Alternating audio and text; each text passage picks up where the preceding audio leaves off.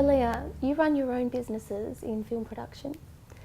How can women thrive in business using their feminine power? Well, I think the feminine power is actually the power that you have kind of related to the passion that you have as a woman, you know? How do they use the feminine power to succeed is... Like when I look back at my career, I did use a lot of masculine energy because I worked in property development. But then I also realised I used a lot of charm, I had a lot of fun, I was able to get the job done in a nice, compassionate way. Yeah. It wasn't just that drive to do deals. It was about doing them in a loving way. Yeah. Well, I honestly think that you need a mix of both, what we call masculine power and what we call feminine power. But I personally feel that my masculine power is part of my feminine power. I don't like to exclude it from my power or from me. I just think it's my power. Yes, the power that of me being like very structured, very focused, is mainly attributed to masculine power, and my more compassionate, fun, passionate is more like closer to what we call feminine power. But I think you need a combination of both, personally.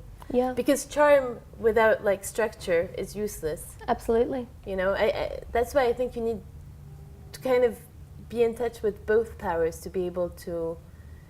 But I think traditionally business hasn't really acknowledged that feminine power, and even though it hasn't been like spoken openly, we really do like having women around the table leaning in and contributing with their insight, with their intellect, with their compassion. When I look back, I noticed that a lot of men loved working with women as their counterparts in a project or a business because of the different skills they brought to the table. Yeah, of course, because I think, I mean, imagine a world now, just if you close your eyes and imagine a world that is totally run by men, which is like a world that existed not too long ago. Yeah. Like, how boring would that be? I think women bring not just like the compassion, they also bring the fun element, they bring the drive somehow, because, you know, women are very emotional creatures, whereas men are more stoic. Maybe not all men, but generally, I don't like to put... Generalize? Yeah, to put people in boxes. But in general, women have, like, you know, they're more emotional, they go with their feelings, they're more fun, and that's why I feel like a combination of both in a work environment is very healthy. Yeah. Otherwise, really, just imagine. I think women lack arrogance. Like, I think they can sometimes swallow their feelings to get a job done. Yeah. For the sake of the deal, for the sake of the project, for the sake of the team, they can go, whoa, this isn't about me, let's just keep going. Yeah.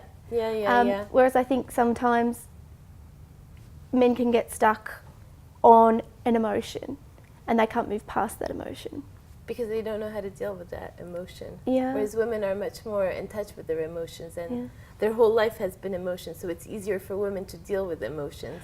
When I look back on my corporate life, I wish I paid more attention, or I wish I reflected on the feminine skills I brought to business more, and nourished them more in the work that I did, because I wasn't aware of them, and I really wish I had the chance to respect them, because I think that would have given me a lot more confidence, a lot more self-appreciation, which I think really adds to the work that you do. Yeah, but you know, I think sometimes when you're working, you're just too busy working that you don't really put any thoughts on how you're working or what energy you're using. Yeah. You know, that's also one of the tragedies of life, is you're working and the only thing that you're focusing on is working. But when you step out of it, then you can think, you can reflect on...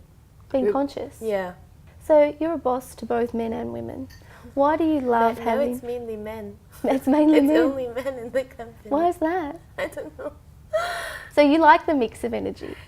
Yeah, I like to work with men. I don't know, I've always felt more comfortable working with men. I don't know why, though. Yeah. But I realized it like last week. It's like, there's only men in the company. It's me and men. Yeah. Maybe, I don't know how that happened. Well, it's obviously you like the mix of the energy, right?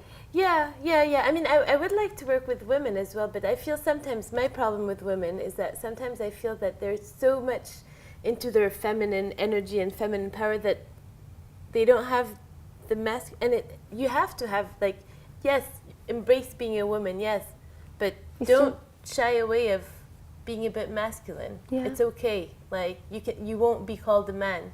But also, is there a lot of camera women traditionally? No. Not even directors. Yeah. Not even producers. Yeah.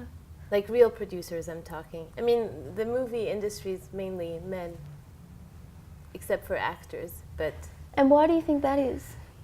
Well, it was a male-dominated society, like industry, for a long time. Also because it's long hours, it's a lot of work, it's physical, and people claim that women would not be able to handle that much stress. But you do? Yeah, I do, but I don't have children yet. Yeah. But I mean, because I love what I do, I wouldn't want to do anything else. So I would find a way to make it work for me. So in closing, for all other aspiring film producers that are female, what's your advice to them on mixing or appreciating their feminine power in the work that they do? I think you should not forget your feminine power. Keep it alive, because the tendency also in this world in production is that sometimes you put your feminine power under the carpet because you want to prove that you're capable, which is what I used to do before. But now I just like me as I am, like being a woman. Sometimes I wear heels, sometimes I don't. Sometimes I want to wear a dress, sometimes I don't. And it's okay if I want to wear a dress. It's not because I work in film that I need to be dressed like a man and act like a man all the time. So you need to embrace both. Excellent. Thank you very much. Thank you. And actually, just to let you know, when I started studying, I wanted to be a director of photography, which is a cameraman. And I remember I was in New York City, and I was taking class, and there were mainly men who were interested in being DOPs. But I really liked it because I like filming. I don't know, it touched me somehow. And I remember there was this one guy, and he really bothered me because he made me feel that because I was a woman, I would never be able to do it. But I just remember that pushing myself and, even like having to carry really heavy stuff just so I could prove to him that I'm a woman, but I'm not handicapped. Yeah. Yeah? Like, let's get that clear. And it was like, but at the same time, it's okay. I don't know, I just felt it was like I had to put my feminine energy aside to be able to fit in that world. Whereas today, I don't feel I need to do that. No. But it was, I remember it now that you talk about it, it was not a nice feeling though. Because it's like, for me to be respected in this world, I have to be a man? Why? Yeah. I'm a woman. I'm not and great at what you do. Yeah. So, suck it up.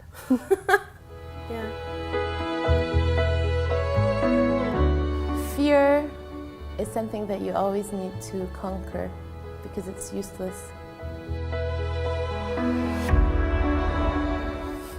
Love is everything in life. Without love, there's no need to live.